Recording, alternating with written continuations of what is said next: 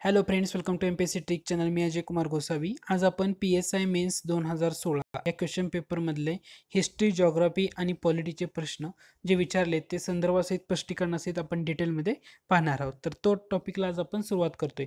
दुसरं म्हणजे तुम्ही जर माझ्या चॅनलला सबस्क्राईब केलं नसेल तर नक्की सबस्क्राईब करा. तर आज आपला पहिला प्रश्न आहे ते म्हणजे खालीलपैकी कोणती कृष्णा नदीच्या उजव्या तीरावरील उपनदी नाही असं म्हटलेलं आहे. ऑप्शन दिलेत वेण्णा, कोयना, वारणा. तर आपल्याला एवढं माहित असतं की कृष्णा नदीचा अभ्यास करताना येरळा ही जी नदी आहे तर डाव्या किनाऱ्यावरची नदी आहे.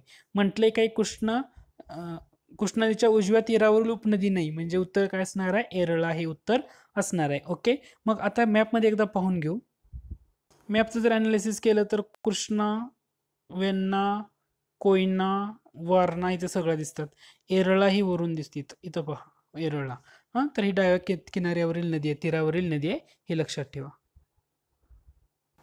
पुढचा प्रश्न आहे की खनिज दिलीत, जोड्या लावायला प्रश्न आहे. अ गटामध्ये खनिज आहेत आणि ब गटामध्ये काय केलेलं आहे, तिथले प्रदेश दिलेले आहेत आणि आपल्याला सांगितले की याच्या योग्य जोड्या लावायच्या. आता याचं अनालिसिस करताना आपल्याला लोह खनिज, बॉक्साईट, क्रोमाइट आणि एस्बेस्टॉस दिले. याच्यामध्ये सगळ्यात महत्त्वाचं काय आहे? एस्बेस्टॉस म्हटल्यानंतर अहमदनगर हे आपल्याला माहित असतं.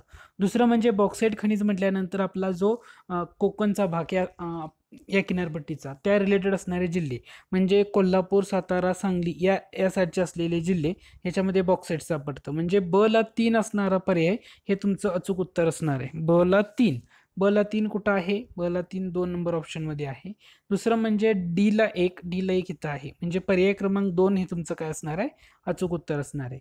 आता मग राहिलं लोह खनिज. लोह खनिज म्हटल्यानंतर चंद्रपूर, गडचिरोली आणि गोंदिया या जिल्ह्यामध्ये लोह खनिजाचे साठे तुम्हाला पाहायला मिळतील. आणि क्रोमाइट जे म्हटले तर क्रोमाइटसाठी भंडारा, नागपूर आणि सिंधुदुर्ग हे आहे. आता मॅपमध्ये याचं जर अनालिसिस केलं तर तुम्हाला त्याच्यावरून जास्त समजून येईल. याच्यामध्ये जे रेड त्रिकोण दिले ते म्हणजे काय आहेत? लोह खनिजाचे साठे आहेत. रेड त्रिकोण काय आहेत? लोह खनिजाचे साठे. मग आता तुम्ही जर बघितलं रेड त्रिकोण इथं आहे, हा म्हणजे गडचिरोली जिल्ह्यात बराचसा भाग दिसतोय. चंद्रपूर जिल्ह्यातला पण बऱ्याचशा भागामध्ये तुम्हाला लोह खनिज पाहायला मिळतं.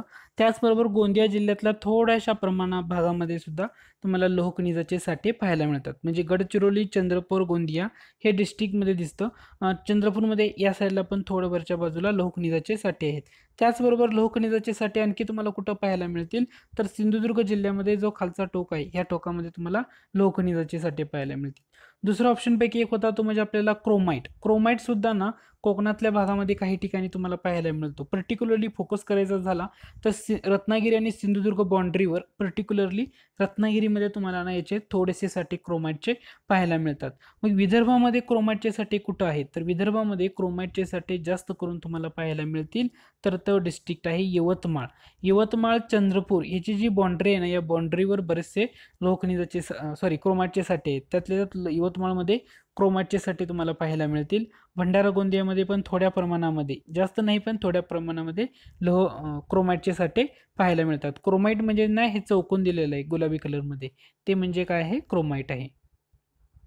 म्हणजे तुमचं उत्तर बघा, अस्बेस्टॉस अहमदनगर फिक्स आहे. लोह खनिज, लोह खनिज म्हटल्यानंतर याचं उत्तर आहे चंद्रपूर, गडचिरोली, गोंदिया. बॉक्साईट म्हटल्यानंतर कोल्हापूर, सातारा, सांगली. आणि राहिलं क्रोमाइट. काय राहिले? क्रोमाइट. क्रोमाइट म्हटल्यानंतर त्याचं उत्तर असणार आहे भंडारा, नागपूर आणि सिंधुदुर्ग.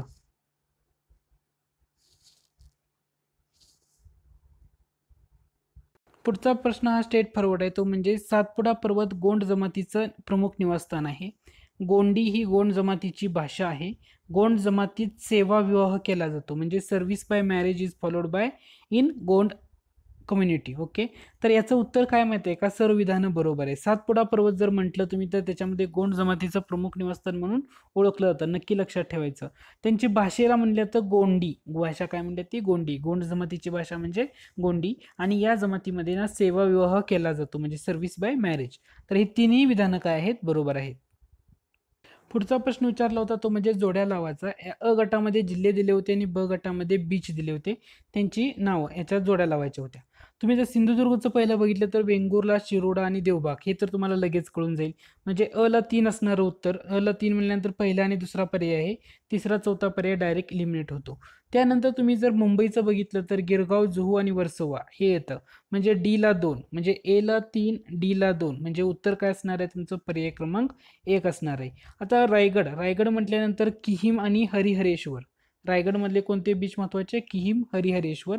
राहिले रत्नागिरी म्हटल्यानंतर हर्णे बंदर कुठं आहे? आपण या अगोदर एकदा प्रश्न घेतला होता, तर आला होता आयोगाला फिरून. तर तो आहे हर्णे बंदर कुठं आहे? तर रत्नागिरीमध्ये आहे. हेदवी, जयगड, वेळणेश्वर हे सगळे बीच आहेत ना, तर हे तुम्हाला रत्नागिरीमध्ये पाहायला मिळतील. तर हा सिंपलचा प्रश्न स्ट्रेट फॉरवर्ड. तुम्हाला याच्यामध्ये ना प्रश्न काय लक्षात ठेवायचं आहे? हर्णे नक्की लक्षात ठेवायचं आहे. एकदा विचारलं होतं की हर्णे बंदर डॅश डॅश जिल्ह्यामध्ये आहे असं म्हटलं होतं डायरेक्ट. मग तुम्हाला त्याचं उत्तर देता यायला हवं. ते म्हणजे कुठं आहे? रत्नागिरीमध्ये आहे. दुसरं म्हणजे हरिहरेश्वर म्हटल्यानंतर आपण काय म्हणतो? रायगड लक्षात ठेवायचं आहे. आणि वेळणेश्वर म्हटल्यानंतर रत्नागिरी लक्षात ठेवायचं आहे. तुम्हाला सेपरेट विचारलं वेळणेश्वर हे कुठं बीच कोणत्या जिल्ह्यामध्ये येतो? तर रत्नागिरी तुम्हाला सांगता यायला हवं. त्याचबरोबर तुम्हाला हेदवी हे नाव वेगळं आहे, हे सुद्धा तुम्ही लक्षात ठेवू शकता. हे सुद्धा नाव रत्नागिरीमध्ये मधलं बीचचं एका नाव आहे, हेदवी. हाही पॉईंट महत्वाचा आहे. त्याच्यामुळं प्रश्न जरी सुटला तरी इतर महत्वाच्या गोष्टी ध्यानात घेऊ शकता. त्यानंतर पुढचा एक प्रश्न सिंपलचा विचारला होता. महाराष्ट्र राज्यामध्ये वन्यजीव संरक्षण कायदा कोणत्या वर्षी लागू करण्यात आला होता? उत्तर आहे 1972. सिंपलचं आहे, डिटेलमध्ये याच्यामध्ये जाण्याची गरज नाही. त्यानंतर पुढचे प्रश्न आहे, विष्णुबुवा ब्रह्मचारी यांनी ख्रिस्ती मिशनऱ्यांच्या अप्रचारास उत्तर देण्यासाठी डॅश डॅश हे वृत्तपत्र सुरू केले. आता याच्यामध्ये तुम्हाला एक लक्षात घ्या, ख्रिस्ती मिशनऱ्यांनी जो आपला धर्मप्रसार करण्यासाठी बरंचसं पाऊल ठेवलं होतं ना, तर तेव्हा 2 महत्त्वाची वृत्तपत्र आहेत आणि त्या दोन्ही वृत्तपत्राच्या शेवटी ना दीपिका नाव आहे. एक आहे वर्तमान दीपिका आणि दुसरा आहे सद्धर्म दीपिका. हे दोन्ही वृत्तपत्र ना जवळजवळ 3 वर्षाचा गॅप आहे दोन्ही वृत्तपत्रामध्ये, 2 ते 3 वर्षाचा. आणि या दोन्ही वृत्तपत्र आय थिंक 1853-55 रेंज आहे, एक्झॅक्टली मला आठवत नाही. परंतु एक लक्षात ठेवा की तुम्हाला मी डिटेलमध्ये सांगेन याबद्दल. वर्तमान दीपिका आणि सद्धर्म दीपिका हे दोन्ही वृत्तपत्र कशासाठी सुरू करण्यात आली होती? त्याचं मेन एम एकच होतं, ते म्हणजे ख्रिस्ती मिशनऱ्या ज्या भारतामध्ये धर्मप्रसार करण्याचं कार्य करतायत तर त्यांना विरोध करणं, याच्यासाठीच ॲक्च्युली ती दोन्ही वृत्तपत्र सुरू करण्यात आलेली होती, त्याला उत्तर द्यायला ख्रिस्ती मिशनऱ्यांना. त्यामुळे सद्धर्म दीपिका आणि वर्तमान दीपिका नावाची दोन्ही वृत्तपत्र त्याच्यासाठी होती. एवढं मात्र नक्की ध्यानात ठेवा. 1853 आणि 1855 हे इयर आहेत. आता ह्यातलं पहिलं कोणतं आहे हे एक्झॅक्टली आठवत नाही, मी नंतर तुम्हाला ते सांगेन. थोडासा अवघड प्रश्न असा होता, तो म्हणजे परमहंस सभेच्या अहमदनगर शाखेचे सभासद कोण होते? आता मग ह्याचं उत्तर जर बघितलं तुम्ही, आता ह्याच्यातलं तुम्ही लॉजिक काय लावू शकत नाही. उत्तर जर बघितलं तर त्याचं उत्तर आहे कासमभाई महम्मदजी ढालवानी, हे त्याचं अचूक उत्तर आहे. परमहंस सभेची जी अहमदनगर शाखा काढली होती त्याचे सभासद कोण होते? कासमभाई महम्मदजी ढालवानी. थोडासा अवघड असा प्रश्न आहे, परंतु परमहंस सभा आणि मानवधर्म सभा या सभा सुरू करण्यामध्ये दादोबा पांडुरंग तरखडकर यांचा महत्वाचा वाटा आहे. त्याच्यानंतर पुढचा प्रश्न होता तो म्हणजे लोकशाही स्वराज्य पक्षाच्या स्थापनेमध्ये डॅश डॅश यांचा सहभाग होता. तर लोकशाही स्वराज्य पक्षामध्ये दोन्ही रामराव होते, रामवाले. म्हणजे एक तर रामराव देशमुख पण होता, दुसरा रामभाऊ मंडलिक पण होता. आता याचं उत्तर बघताना तुम्ही लक्षात घ्या, 2 राम आहे हे आपल्याला समजतं, परंतु ए आहे का जमनादास मेहता? तर लोकशाही स्वराज्य पक्षाच्या स्थापनेमध्ये या तिघांचाही सहभाग होता, हे ध्यानात ठेवा. म्हणजे रामराव देशमुख तर आहेतच, परंतु रामभाऊ मंडलिक आणि जमनादास मेहता यांचा सुद्धा या पक्षाच्या स्थापनेमध्ये सहभाग होता. पुढचा प्रश्न आहे की खालीलपैकी कोणत्या संस्थांची स्थापना दादाभाई नौरोजी यांनी केली होती? ज्ञानप्रसारक मंडळी, Bombay association, London Indian association आणि ईस्ट इंडिया असोसिएशन. आता याचं जर उत्तर बघितलं ना, वरीलपैकी सर्व संस्था आहेत की यांची स्थापना दादाभाई नौरोजी याच्यामध्ये होतेच. म्हणजे बॉम्बे असोसिएशनसाठी जगन्नाथ शंकर शेट यांचं जरी नाव असलं तरी दादाभाई नौरोजी त्याच्या स्थापनेमध्ये त्यांनी पुढाकार घेतलेला होता. ज्ञानप्रसारक मंडळी असो किंवा लंडन इंडियन असोसिएशन. तुम्हाला दादाभाई नौरोजींच्या बाबतीत या तर संस्था लक्षात ठेवायच्याच आहेत. त्याचबरोबर तुम्हाला एक गोष्ट लक्षात ठेवायची आहे की त्यांनी काँग्रेसचं अधिवेशन 3 वेळा बसवलं होतं. 3 वेळा कोणत्या अधिवेशनाचे अध्यक्ष होतं आणि त्या अधिवेशनाचं ठिकाण कोणतं हे तुम्हाला ना माहीत असेल तर कमेंट बॉक्समध्ये नक्की मेन्शन करा. दादाभाई नौरोजी यांनी काँग्रेसचं 3 वेळा अध्यक्षपद बसवलं होतं, नक्की मेन्शन करा कमेंट बॉक्समध्ये. त्यानंतर जोड्या लावायचा प्रश्न होता. इकडे संस्था दिलेत आणि इकडे इयर दिले होते. आपल्याला याच्या जोड्या लावायच्या होत्या. त्यातलं तुम्ही 2 नंबरचं बघा. All India trade union Congress, त्याला आपण आयटक म्हणतो. आयटकचे पहिले अध्यक्ष होते लाला लजपत राय. तर याचं कधी सुरुवात झाली तर 1920 ला. आयटकची स्थापना कधीची? 1920. म्हणजे ब ला एक ऑप्शन असणारा पर्याय ओळखा. तर ह्यातला दुसरा ऑप्शन हा एलिमिनेट होतो डेफिनेटली, कारण हा ऑप्शन तर एलिमिनेट झाला. ब ला एक 3 ठिकाणी आहे. ओके. त्याच्यानंतर Madras labour union. Madras labour union ही एक MPSC साठी जुन्या काळामध्ये, म्हणजे जवळ ट्रेंड जर बघितला तर जास्त फेमस असणारी ही संघटना आहे. कारण MPSC वर याच्यावर बऱ्याच वेळा प्रश्न येऊन गेलेला आहे. आणि याचं इयरवरच कायम विचारलं जातं. मद्रास लेबर युनियन म्हटल्यानंतर तुम्हाला इयर लक्षात ठेवणं गरजेचं आहे. 2 पाठ असणं गरजेचं आहे. ते म्हणजे 1918. 1918 म्हणजे बी ला 1 आणि ए ला 2 असं कुठं आहे? तर पहिल्या आणि तिसऱ्या ऑप्शनमध्ये. म्हणजे दुसरा ऑप्शन सुद्धा इलिमिनेट झाला. म्हणजे ह्या पहिल्या दोन्ही ऑप्शनमध्ये सेम आहे. आता प्रश्न राहतो गिरणी कामगार संघ आणि तिसरा राहतो national trade union federation. Okay. मग आता याच्यामध्ये तुम्हाला प्रश्न किती प्रोबॅबिलिटीवर गेला? 50% प्रोबॅबिलिटीवर गेला. मग आता याचं उत्तर जर तुम्ही बघितलं, गिरणी कामगार संघ हा 1927चा आहे. गिरणी कामगार संघ कधीचा? 1927. म्हणजे तुमचं उत्तर असणार आहे पर्याय क्रमांक 3. आणि नॅशनल ट्रेड युनियन फेडरेशन हा 1929चा आहे. म्हणजे या ज्या 4 संस्था आहेत, पहिले लक्षात घ्या. Madras labour union 1918, all India trade union Congress किंवा त्याला आपण आयटक म्हणतो 1920, गिरणी कामगार संघ 1927 आणि नॅशनल ट्रेड युनियन फेडरेशन हे कधी आहे? 1929. ज्यावेळी 50% प्रोबॅबिलिटीवर प्रश्न तुमचा जाईल परीक्षेला सोडवताना, तर डेफिनेटली तो तुम्ही अटेम्प्ट केला पाहिजे. तर हे लक्षात ठेवा. यातल्या ह्या 2 संस्था तर महत्त्वाच्या आहेत. आयटक किंवा all India trade union Congress समजतं आपल्याला, परंतु मद्रास लेबर युनियन 1918 हे ध्यानातच ठेवा. बऱ्याच वेळा प्रश्न याच्यावर विचारलेला आहे. त्यानंतर आपला पुढचा प्रश्न विचारला आहे की खालीलपैकी कोणते विधान बरोबर नाही असं विचारलेलं आहे. म्हणजे चुकीचं विधान ओळखायचं आहे. पहिला प्रश्न बघितला 9वी अनुसूची, 10वी अनुसूची आणि 11वी अनुसूची. म्हणजे अनुसूचीवर प्रश्न आहे, हे डेफिनेटली समजून गेलं आपल्याला. आता बरोबर नाही हे ओळखायचं आहे. पहिलं स्टेटमेंट पहा. भारतीय राज्यघटनेची 9वी अनुसूची ही राज्य विधिमंडळाच्या जमीन सुधारणा विषयक काही कायदे व ठरावासंबंधी आहे. तर हे बरोबर आहे का? तर हो. 9वी अनुसूची म्हणजे परिशिष्ट 9 म्हणजे शेड्यूल 9 असं आपण त्याला म्हणतो. आता 9वी अनुसूची राज्यघटनेमध्ये केव्हा ऍड करण्यात आली? जेव्हा पहिला घटना दुरुस्ती अधिनियम जो झाला 1951ला, म्हणजे पहिली घटना दुरुस्ती अधिनियम जो होता 1951ला, या अधिनियमानुसार किंवा या घटना दुरुस्तीनुसार भारतीय राज्यघटनेमध्ये पहिली अनुसूची ऍड करण्यात, 9वी अनुसूची किंवा परिशिष्ट म्हणतो आपण त्याला, ते ऍड शेड्यूल इंग्रजीमध्ये ते ऍड करण्यात आलेलं होतं. आर्टिकल त्याच्या संदर्भात कोणतं येतं? तर 31B हे लक्षात ठेवायचं. दुसरं महत्त्वाचं म्हणजे सुरुवातीला याच्यामध्ये ना 13 कायदे होते. त्याच्यानंतर हळूहळू कायद्यांची संख्या वाढत ती जवळजवळ 282च्या वर गेलेली आहे. सुरुवातीला असं होतं की मूलभूत अधिकारांचं जर उल्लंघन झालं तर त्याला न्यायिक परीक्षणापासून किंवा न्यायिक पुनर्विलोकनापासून संरक्षण करण्याचं उद्दिष्ट ह्या अनुसूचीमध्ये ऍड केलेलं होतं. त्याच्यानंतर 2007 मध्ये सर्वोच्च न्यायालयाने एक डिसिजन दिला होता. त्याच्यामध्ये त्यांनी असं सांगितलं होतं, ती तारीख पण लक्षात ठेवा. तारीख ही म्हणजे सचिन तेंडुलकरची बर्थ डेट आहे बरोबर. 24 एप्रिल 1973 रोजी, म्हणजे सचिन तेंडुलकरची काय बर्थ डेट लक्षात ठेवायचं. 24 एप्रिल 1973 रोजी याच्यानंतर जे समाविष्ट केलेले कायदे याच्यामध्ये असतील ना, तर त्यांचं न्यायिक पुनर्विलोकन होऊ शकतं असं सर्वोच्च न्यायालयानं 2007 मध्ये सांगितलं होतं. म्हणजे तुम्हाला 9वी अनुसूचीबद्दल एवढ्या गोष्टी ॲटलिस्ट कळणं गरजेचं आहे. म्हणजे पहिलं स्टेटमेंट तर तुमचं डेफिनेटली बरोबर आहे. हा ऑप्शन एलिमिनेट होतो.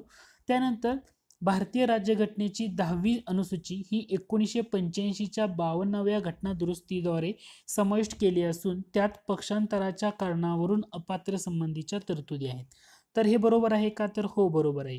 पक्षांतर केल्यामुळे संसद असेल किंवा राज्य विधानसभेचे सदस्य असतील यांचं सदस्यत्व रद्द करण्याच्या बाबतीत तरतुदी ह्या 10व्या अनुसूचीमध्ये किंवा 10व्या शेड्यूलमध्ये किंवा 10व्या परिशिष्टामध्ये ठेवण्यात आलेले आहेत. 52वी घटना दुरुस्ती इयर पण लक्षात ठेवा 1985. एवढे पॉईंट तर तुम्हाला कळायला हवं. पक्षांतर बंदी कायदा किंवा पक्षांतर विरोधी कायदा असं म्हटलं तरी चालेल. मग आता माझा प्रश्न असा वरतो, 10व्या अनुसूचीच्या संदर्भामध्ये असणारी 2 महत्वाची कलम कोणती? एक आहे कलम 102, दुसरं कलम आहे म्हणजे राज्यघटनेतलं आर्टिकल 102 102 आणि दुसरं आर्टिकल आहे आर्टिकल 191. हे दोन्ही गोष्टी म्हणजे दुसरा सुद्धा स्टेटमेंट आपलं बरोबर आहे. म्हणजे पहिला ऑप्शन तर येणार नाही, दुसरा पण येणार नाही.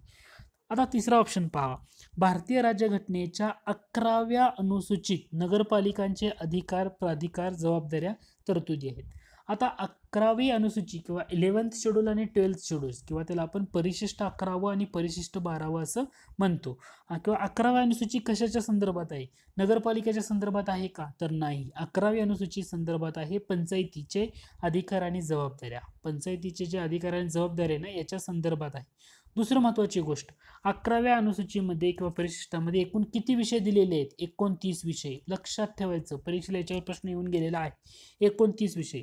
कोणत्या घटनादुरुस्तीने ऍड केलं? 73वी घटनादुरुस्ती 1992 सालची. या घटनादुरुस्तीनं हे शेड्यूल किंवा हे परिशिष्ट ऍड करण्यात आलं.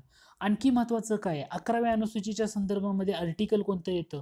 243G हे आर्टिकल लक्षात ठेवायचं म्हणजे ठेवायचं, कारण पंचायतीच्या अधिकार आणि जबाबदाऱ्या याच्या संदर्भात असणारं आर्टिकल म्हणजे 243G हे झालं. आता मग त्यामुळे सी स्टेटमेंट तर चुकीचं हे आपल्याला समजलं. मी चुकीचं बरोबर नाही म्हणजे चुकीचं, उत्तर काय असणार? सी. दुसरं म्हणजे आता नगरपालिकांचे अधिकार आणि प्राधिकार हे कोणत्या राज्यघटनेच्या कोणत्या सूचीमध्ये येणार? मग 12व्या सूचीमध्ये येणार. 12वी अनुसूची किंवा त्याला परिशिष्ट 12वं म्हणतो. याच्यामध्ये किती विषय आहेत? एकूण 18 विषय आहेत. 11व्या अनुसूचीमध्ये किती होते? 29 होते. कोणती घटनादुरुस्ती? 74वी घटनादुरुस्ती, वर्ष 1992ची. आणि नगरपालिकांच्या अधिकार आणि प्राधिकारांच्या जबाबदाऱ्या राज्यघटनेच्या कोणत्या कलमानुसार परिशिष्ट 12 ऍड करण्यात आले? तर आर्टिकल आहे 243W. जसं 11व्या अनुसूचीसाठी आर्टिकल काय होतं? 243G. तसं 12व्या अनुसूचीसाठी किंवा 12व्या शेड्यूलसाठी आर्टिकल काय असणार आहे? 243W. म्हणजे 243G, 243W 11-12व्या अनुसूची रिस्पेक्टिव्हली. त्याचबरोबर 11व्या अनुसूचीमध्ये एकूण किती विषय होते? 29 विषय. 12व्या अनुसूचीमध्ये किती विषय आहेत? 18 विषय.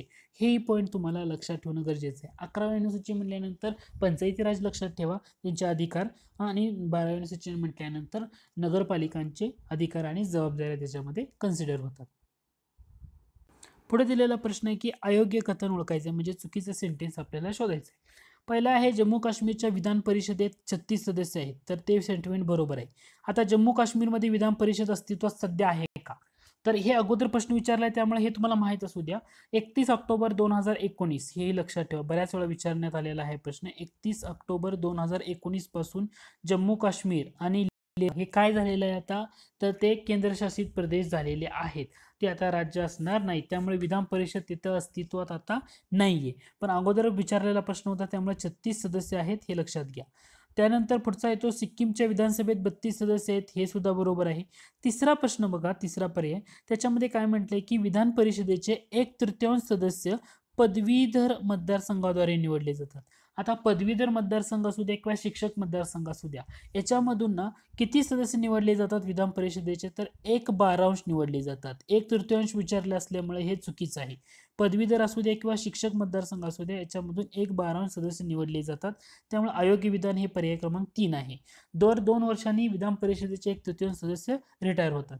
मग 1/3 सभासद किंवा 1/3 सदस्य कोणत्या 1/3 सदस्य हे कोणत्या घटकामधून निवडून दिले जातात? एक निवडून दिले जातात ते म्हणजे ज्या नगरपालिका किंवा जिल्हा बोर्ड यासारख्या ज्या स्थानिक स्वराज्य संस्था आहेत ना, या स्थानिक स्वराज्य संस्थेकडून 1/3 सदस्य निवडून दिले जातात.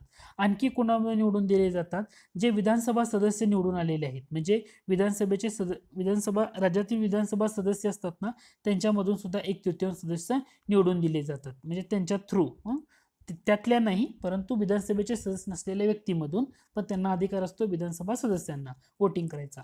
त्याच्यामुळे ना 1/3 त्यातून दिले जातात. आणि जे 1/6 सदस्य असतात ना, तर ते काय करतात? राज्यपाल नॉमिनेट करतात. म्हणजे जे विज्ञान, साहित्य, कला, सहकारी चळवळ, समाजसेवा या क्षेत्रामध्ये ज्यांनी विशेष ज्ञान व किंवा अनुभव आहे अशा लोकांना नॉमिनेट केलं जातं. हा सुद्धा पॉईंट चर्चेत होता, त्यामुळे ध्यानात ठेवा. म्हणजे आपलं अचूक उत्तर काय असणार आहे? अयोग्य विधान असणार आहे पर्याय क्रमांक 3. त्यामध्ये पदवीधर मतदारसंघातून 1/12 सदस्य निवडून दिले जातात, 1/3 नाही. त्यानंतर पुढचा प्रश्न आहे, खालीलपैकी कोणते विधान बरोबर नाही आपल्याला ओळखायला सांगितले. पहिलं स्टेटमेंट पहा, सरनामा न्यायालयाद्वारे अंमलात आणता येत नाही. स्टेटमेंट बरोबर आहे. पुढचं स्टेटमेंट आहे, राज्यघटनेस प्रस्थापित आणि विकसित करण्यायोग्य जी उद्दिष्टे आहेत ती सरनाम्यातून व्यक्त होतात. ते सुद्धा बरोबर आहे. सरनाम्यातून राज्यघटनेने आपल्या अधिकाराचे स्रोत कोणाकोणाकडून प्राप्त केले आहे ते स्पष्ट होते. हे सुद्धा बरोबर आहे. म्हणजे चुकीचं कोणतं हे आपल्याला समजलं? ऑप्शन क्रमांक 4. ऑप्शन क्रमांक 4 चुकीचं काय आहे? आता इथे म्हटलंय काय, आपल्या सरनाम्यातील स्वातंत्र्य, समता आणि बंधुता ही आदर्श तत्व रशियन राज्यक्रांतीकडून घेतली आहेत. तर रशियनकडून घेतले का आपण स्वातंत्र्य, समता, बंधुता? तर रशियनकडून घेतलेलं नाहीये. आपण हे घेतलं आहे फ्रान्सच्या राज्यघटनेतून. कुठून घेतलेलं आहे? फ्रान्सच्या राज्यघटनेतून. हां, ओके. त्यामुळे हा तुमचा पॉईंट क्लिअर झाला असेल. फ्रान्सच्या राज्यघटनेतून आपण स्वातंत्र्य, समता आणि बंधुता यांचे आदर्श घेतलेले आहेत. मग आता प्रश्न येतो तो म्हणजे रशियन राज्यक्रांतीकडून आपण काय घेतले? तर रशियन राज्यक्रांतीकडून आपण 2 महत्त्वाच्या गोष्टी. पहिलं म्हणजे एक मूलभूत कर्तव्य. रशियन राज्यक्रांतीकडून आपण काय घेतले? मूलभूत कर्तव्य हे घेतलेलं आहे. आणि दुसरं म्हणजे जे सरनाम्यातील सामाजिक, आर्थिक आणि राजकीय न्यायाचे आदर्श आहे ना, ते घेतलेलं आहे. म्हणजे ह्याच्यामध्ये गफलत करायची नाही. स्वातंत्र्य, समता, बंधुता यांचा आदर्श सरनाम्यातील हे कोणाकडून घेतलं? तर फ्रान्सकडून घेतलं. ओके. आणि सरनाम्यातील सामाजिक, आर्थिक आणि राजकीय न्यायाचा आदर्श आपण कोणाकडून घेतलं? तर रशियन राज्यक्रांतीकडून घेतलं. त्यामुळे या 2 पॉईंटमध्ये गफलत करायची नाही. आपलं अचूक उत्तर काय असणार आहे? पर्याय क्रमांक 4 हे आपलं अचूक उत्तर असणार आहे. पुढचा प्रश्न होता की शेती उत्पन्नावरील कर राज्य सरकारच्या अखत्यारीमध्ये खालीलपैकी कोणी सोपवले आहेत? आंतरराज्य परिषद, राष्ट्रीय विकास परिषद, नियोजन आयोग की भारतीय राज्यघटना?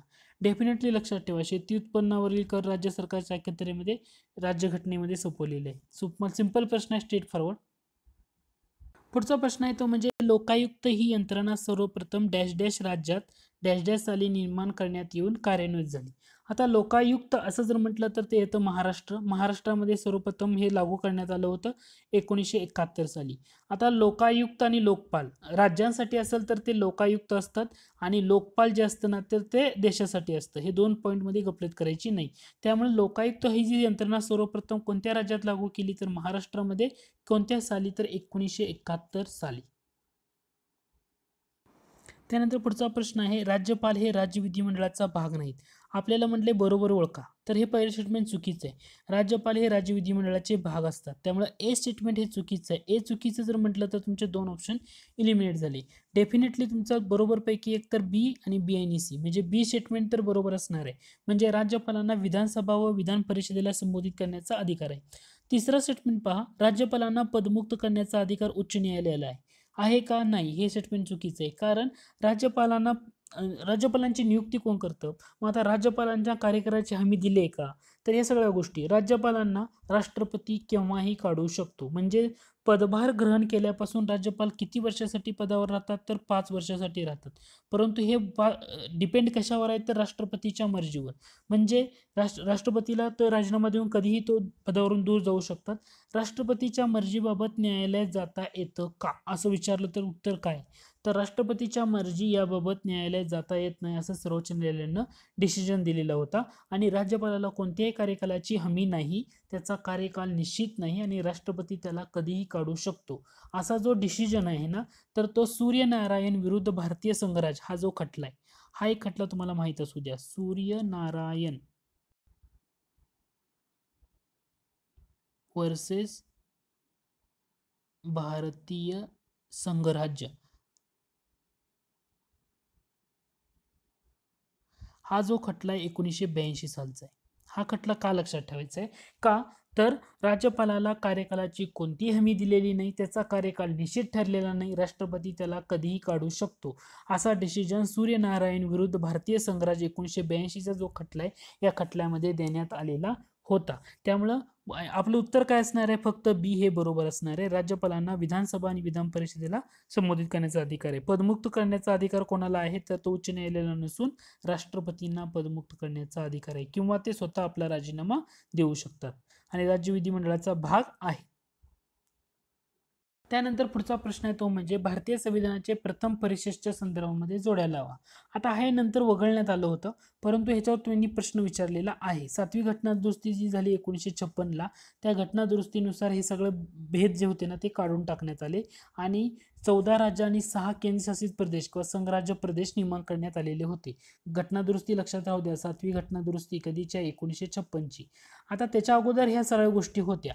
आता भाग ए मध्ये काय होतं? तर भाग ए मध्ये गव्हर्नर म्हणजे प्रांत होते. ते एकूण किती होते? एकूण 9 होते. म्हणजे भाग ए मध्ये ब्रिटिश भारतातील प्रांत येणार. एकूण किती होते? 9 होते. म्हणजे अ ला काय येणार आहे? चौथा ऑप्शन येणार आहे. अ ला चौथा म्हटल्यानंतर चौथा ऑप्शन गेला, पहिला ऑप्शन गेला. ओके. त्याच्यानंतर भाग बी मध्ये काय होतं, तर विधिमंडळ असलेली संस्थानं होती. भाग बी मध्ये काय होतं, विधिमंडळ असलेली संस्थाने होती भाग बी मध्ये. ओके. म्हणजे ब ला काय उत्तर येणार आहे, ब ला उत्तर येणार आहे 1. ब ला काय येणार आहे 1, म्हणजे आपला पर्याय क्रमांक 2 हे अचूक उत्तर असणार आहे.